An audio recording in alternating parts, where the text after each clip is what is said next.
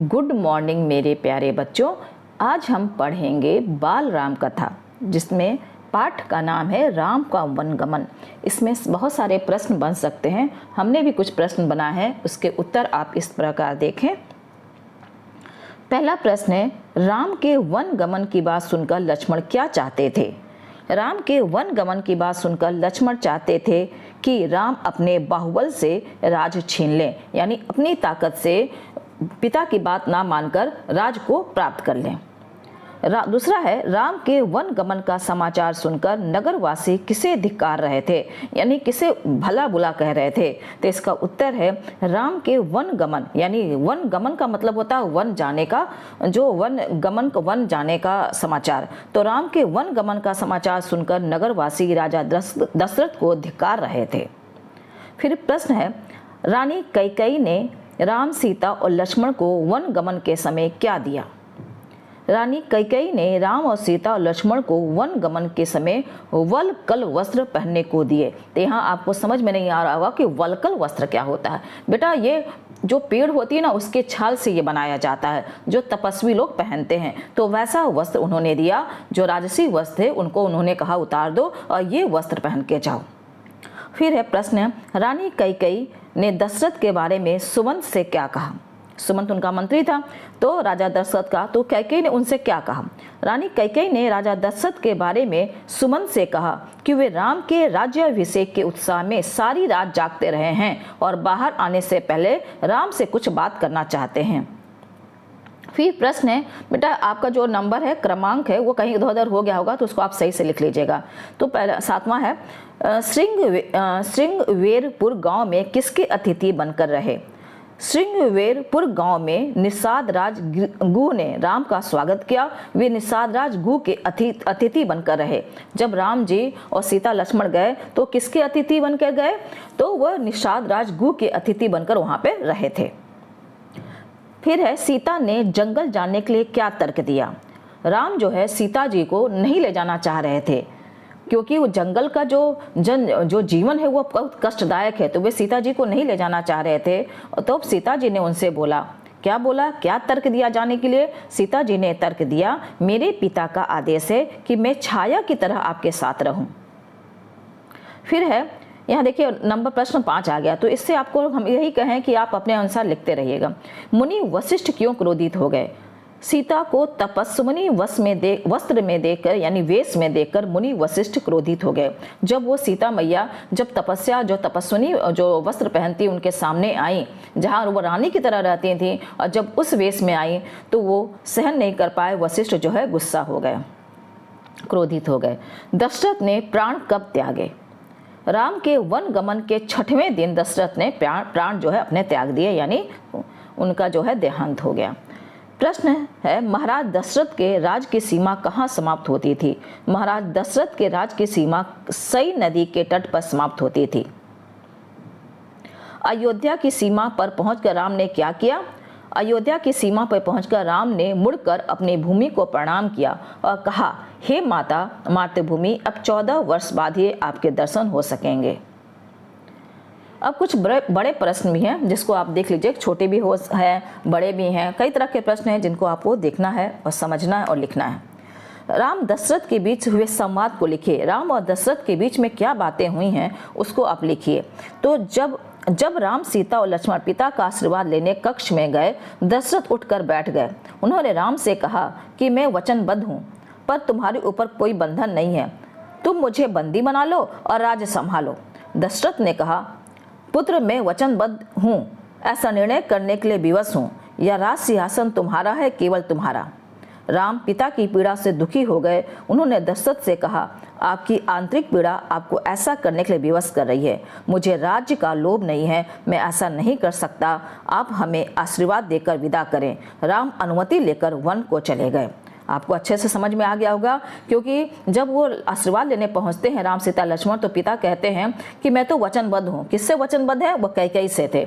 तो लेकिन तुम तो वचनबद्ध नहीं हो ना, तुम तो इस चीज को नकार सकते हो। तुम कह सकते हो कि मैं आपकी आज्ञा नहीं मानूंगा और जो है अराज को अपने अधिकार में लेकर राज सिंहासन प्राप्त कर सकते हो, लेकिन हमारे जो राम जी थे वो इस तरह नहीं थे, क्योंकि वे आदर्शवादी राम हैं और अपने पिता की आज्ञा को वो बिल्कुल मानेंगे, तो इसलिए वो कहते हैं नहीं, आपका आदेश है तो मैं जरूर जाऊंगा। फिर है, राम के वन जाने का समाचार सुनकर नगर तथा महल में क्या प्रतिक्रिया हुई, उन घटनाओं का वर्णन करो। उत्तर है, राम के वन जाने का समाचार तेजी से पूरे शहर में आग की तरह फैल गया। शहर मतलब नगर में फैल गया। नगरवासी दशरथ तथा कैकेयी को धिक्कार रहे थे। कुछ समय पहले जहां काफी खुशी का माहौल था, वहां अब उदासी में बदल गया।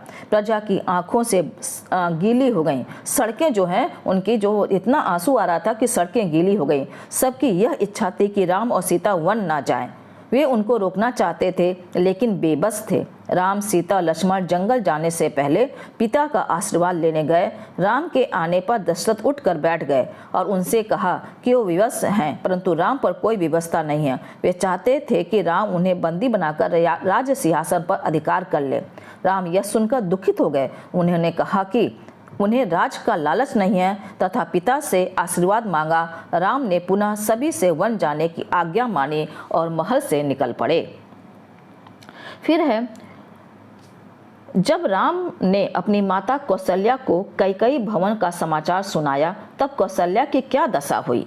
राम की माता कौन थी? कौशल्या। अभी तक उनको ये समाचार नहीं पता था। अभी तक कैकेयी और इन लोग के बीच में ये सब बातें हुई थी, लेकिन राम जाने से पहले अपनी माँ को, कौशल्या को ये बात बताते हैं तो उनकी क्या दशा होती है। उत्तर लिखिए, जब राम ने अपनी माता कौशल्या को कैकेयी भवन का समाचार सुनाया तो वह अपने सुध खो बैठी, अपनी होश खो बैठी। राम ने उन्हें समझाया और वन जाने की तैयारी करने को कहा।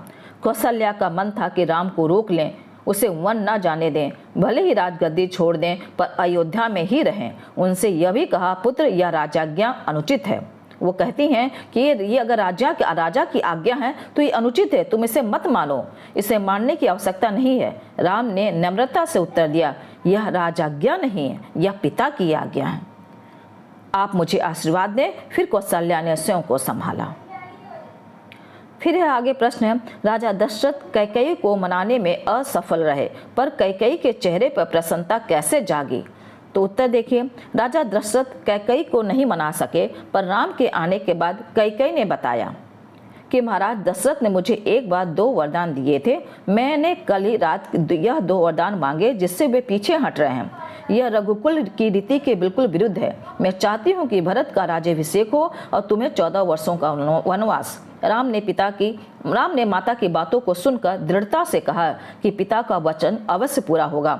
भरत को राजगद्दी दी जाएगी और मैं आज ही वन को चला जाऊंगा। राम की ऐसी बातें सुनकर कैकेयी का चेहरा प्रसन्नता से खिल उठा। फिर प्रश्न है, वन जाने से पहले यानी पूर्व जब राम पिता से आशीर्वाद लेने गए तो उन्होंने क्या कहा। जब राम वन जाने से पहले पिता से आशीर्वाद लेने पहुंचे तब राजा दशरथ ने कहा, पुत्र, मेरी मति मारी गई है, यानी मति मतलब बुद्धि मारी गई है। मैं वचनबद्ध हूँ, ऐसा निर्णय करने के लिए विवश हूँ, पर तुम्हारे ऊपर कोई बंधन नहीं है। मुझे बंदी बनाकर राजपाट संभालो, यह राज सिंहासन तुम्हारा है, केवल तुम्हारा। ये बहुत समझाते हैं, बताते हैं कि मैं विवश हूँ पर तुम नहीं, पर वो राम अपने पिता की आज्ञा बिल्कुल मानेंगे, वो इसलिए कहते हैं कि नहीं। फिर है, राम ने क्या क्या तर्क देकर सीता को वन जाने से रोकना चाहा और सीता ने राम के साथ वन जाने के लिए क्या तर्क दिया। जब वन जाने की बात हुई तो लक्ष्मण और सीता मैया दोनों जो है जाने के लिए तैयार हो गए, लेकिन सीता और राम के बीच में क्या बहस हुई, क्या तर्क हुआ जाने को लेकर, ये हम आपको उत्तर लिखना है।